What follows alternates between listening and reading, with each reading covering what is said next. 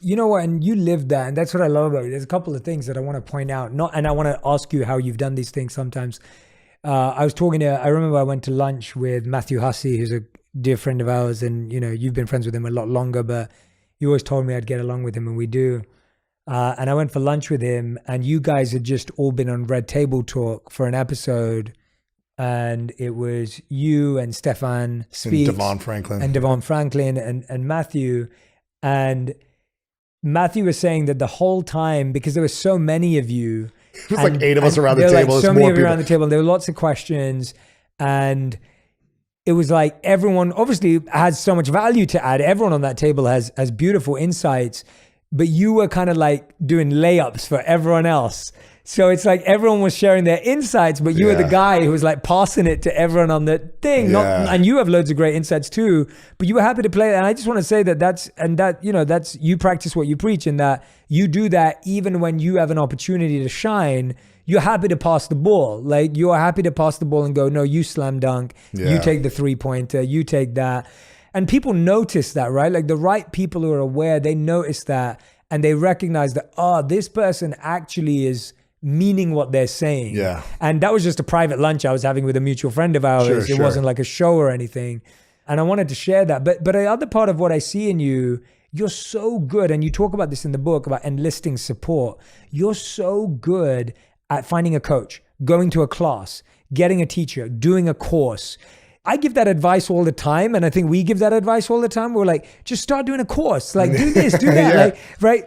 And because it's real, because we've experienced it in our own lives. Like, by the way, I'm only a public speaker because my parents forced me to go to public speaking classes. So I've been to 7 years of 9 hours a week with exams of public speaking training from age 11 to age 18. That's great. So it's courses, right? It's like anything in the world is trained, is learned, is built. And I think we live in a world now where we think, that's a God-given talent, or that, or you don't have it.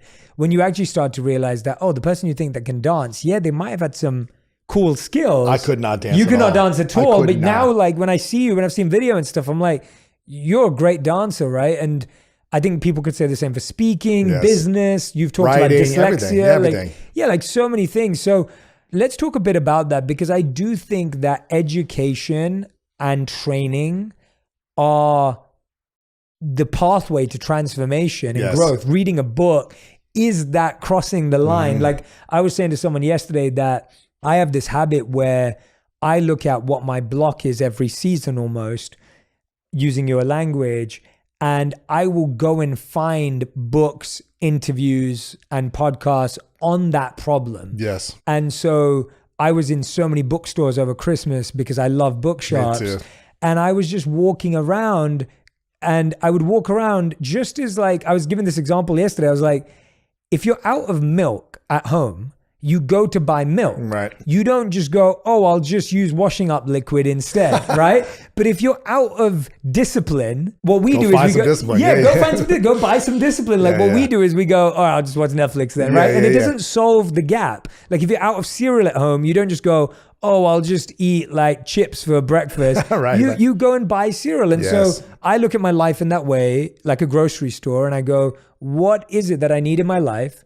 Okay, maybe right now I need to become a better leader. Okay, maybe right now I need to become a better husband. Right now I need to become a better interviewer, whatever it may be.